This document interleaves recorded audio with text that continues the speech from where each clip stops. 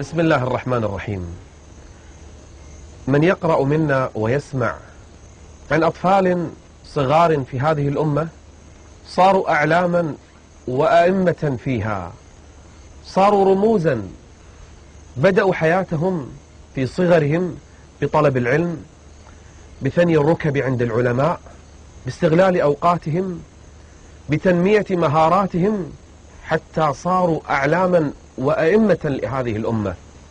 من يسمع عن حبر هذه الأمة وترجمانها وترجمان القرآن فيها ابن عباس ما يصدق أن النبي صلى الله عليه وسلم مات وعمره 9 سنين.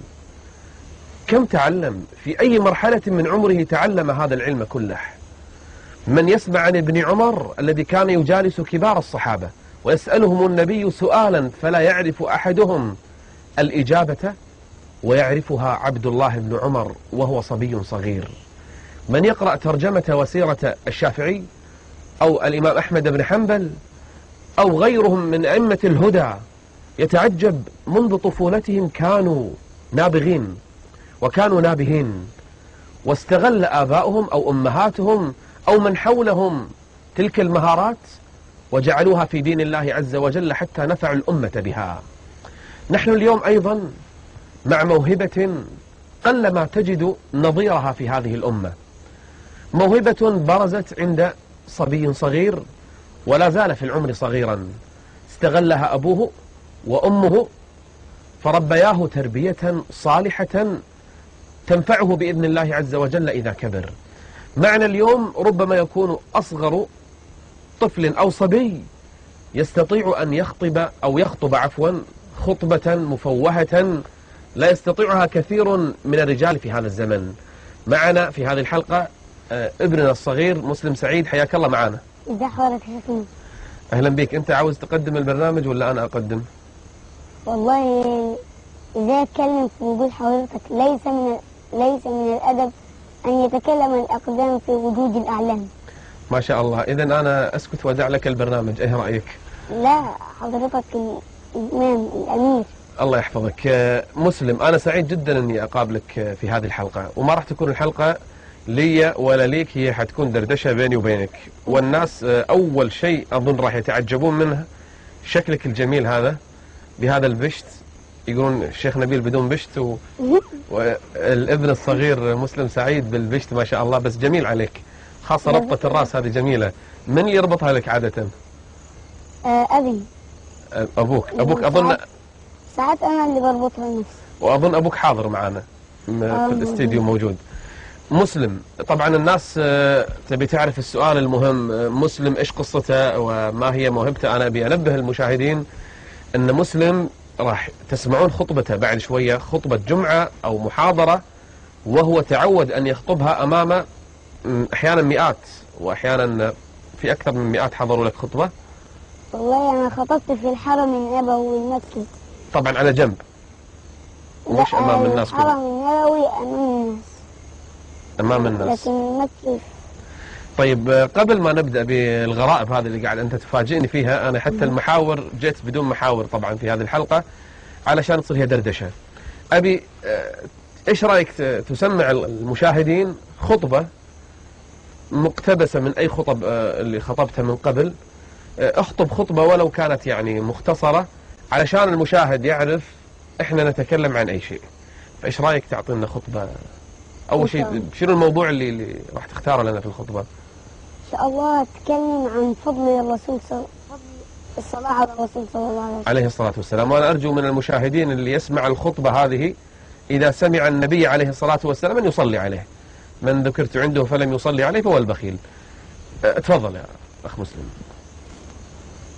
بسم الله والصلاة والسلام على رسول الله. أما بعد، إخوتي الكرام، سنتكلم اليوم عن حق مهم من حقوق رسول الله صلى الله عليه وسلم، ألا وهو الصلاة عليه صلى الله عليه وسلم. والصلاة عليه من ضمن الحقوق الذي يجب أن يؤديها المسلمون أمة محمد صلى الله عليه وسلم. ففي صحيح مسلم من حديث عبد الله بن عمرو رضي الله عنه قال: قال رسول الله صلى الله عليه وسلم: من صلى علي صلاة صلى الله عليه بها 10. وعن أبي أمامة عن النبي صلى الله عليه وسلم قال: إن الله وملائكته حتى النملة في جحرها حتى الحوت في البحر ليصلون على معلم الناس الخير.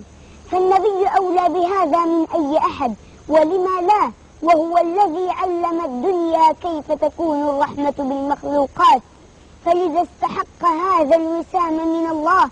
قال الله: إن الله وملائكته يصلون على النبي يا أيها الذين آمنوا صلوا عليه وسلموا تسليما. ولماذا لا نصلي عليه وهو الذي زكاه الله؟ زكاه في عقله فقال: ما ضل صاحبكم وما غوى. زكاه في بصره فقال: ما زاغ البصر وما طغى. زكاه في معلمه فقال: علمه شديد القوى. زكاه في قلبه فقال: ما كذب الفؤاد ما رأى. زكاه في لسانه فقال: وما ينطق عن الهوى. زكاه في رسالته فقال: وما أرسلناك إلا رحمة للعالمين. زكاه كله فقال: وإنك لعلى خلق عظيم. فلا يعرف قدر النبي إلا الرب العلي. ما نادى الله على النبي في القرآن باسمه مجردا قط. قال الله: يا آدم اسكن أنت وزوجك الجنة. قال: يا نوح اهبط بسلام منا. قال: يا إبراهيم قد صدقت الرؤيا. قال: يا موسى إني أنا الله. قال: يا زكريا إنا نبشرك بغلام. قال: يا يحيى خذ الكتاب بقوة. قال: يا داود إنا جعلناك خليفة في الأرض فاحكم بين الناس بالحق ولا تتبع الهوى. قال: يا عيسى إني متوفيك ورافعك إلي. فلما أراد أن ينادي على حبيبه وحبيبكم قال: يا أيها النبي إنا أرسلناك شاهدا ومبشرا ونذيرا. أحسنت. اللهم صل على رسول الله وعلى آله وصحبه أجمعين. طبعا إذا رأى أحدكم ما يعجبه، رجاء هذا حديث، إذا رأى أحدكم ما يعجبه فليدعو له بالبركة، لنقل كلنا اللهم بارك فيه ولا تؤذه. ما شاء الله تبارك الله. طبعا هذا نموذج من خطب، وعند موسوعة خطب ابنكم مسلم سعيد نبي نعرف شلون وصل لهذه المرحلة. طبعا كم عمرك مسلم؟ أنا عمري 10 سنوات. 10 سنوات. أبي كل واحد بخطب من وأنا عندي 4 سنوات ونصف. مرة ثانية يقولوا تبارك الله ما شاء الله، من عمر 4 سنوات وهو يخطب. عيالنا 4 سنوات شو يسوون؟ 10 سنوات وينهم؟ طبعا هي موهبة، ونبي نعرف احنا في هذه الحلقة شلون وصل لهذه المرحلة، أبو شنو كان دوره، أمه شنو كان دورها، شنو ينوي انه يسويه في حياته المستقبلية. حياة مسلم هل هي حياة خاصة غريبة او غير عن الاولاد الثانيين، ام هي حياة مشابهة لكنه استغل وقته؟ راح نعرف هذا كله، لكن خلكم ويانا بعد الفاصل.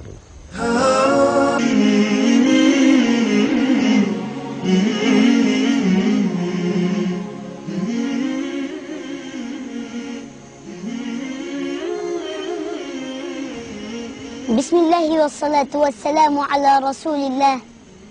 أما بعد، إخوة الكرام عباد الله،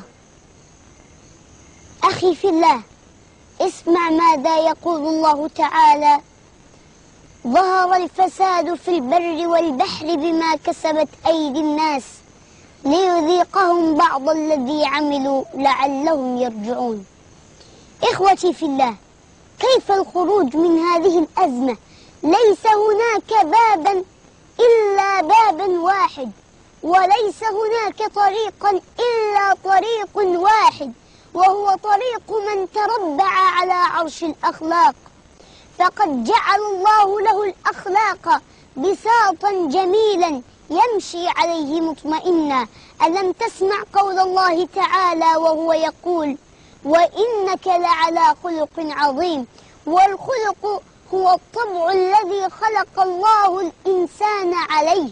قال الله تعالى: فطرة الله التي فطر الناس عليها لا تبديل لخلق الله. ويقول صلى الله عليه وسلم: كل مولود يولد على الفطرة، والفطرة هي الإسلام. فلو حقق الإنسان الأخلاق الحسنة لأصبح مسلما حقا. لذلك قال رسول الله صلى الله عليه وسلم: إنما بعثت لأتمم مكارم الأخلاق. يا ترى لماذا النبي بالذات؟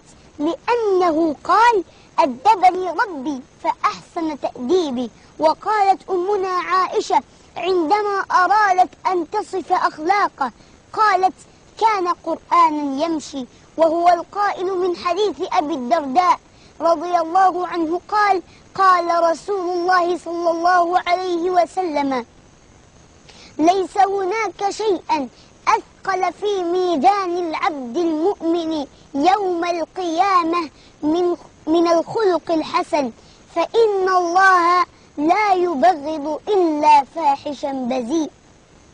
رواه الترمذي وقال: حديث حسن صحيح. أين الأخلاق يا أمة الأخلاق؟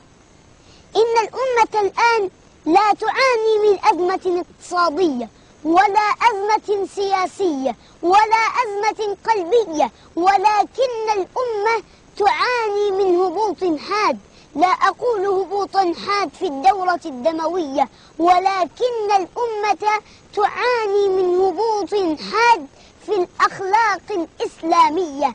قال الله تعالى: ولو أن أهل القرى آمنوا واتقوا لفتحنا عليهم بركات من السماء والأرض ولكن كذبوا فأخذناهم بما كانوا يكسبون. اللهم عودا حميدا لأخلاق المسلمين. أحسنت ما شاء الله تبارك الله. ابني مسلم طبعا كثيرين يمكن عندهم من العلوم، ليس فقط خطباء الدين أو الشريعة، عندهم علوم لكن ما يستطيعون أن يوصلوها للناس بأسلوب حسن. هذا فضل الله أولا وأخيرا، هذا فضل الله يؤتيه من يشاء. ابني مسلم، أنا أبي أسأل عن أول خطبة خطبتها في حياتك أمام الناس. أبي أعرف وين كانت وكم عمرك كنت وشنو كان شعورك وأنت تواجه الجماهير. كانت أول خطبة خطبتها في مسجد العزيز بالله بالقاهرة اللي هو الزيتون. فيعني لما خطبت كان عمري 4 سنين ونصف. 4 سنوات ونص، وجامع كبير مسجد العز. مسجد العزيز يعني يوم الجمعة بيبقى سألي الطريق خالص يعني. ما شاء الله. وأنت خطبت بأي صلاة؟ صلاة العصر. بعد الصلاة رايحين نصلي. نعم.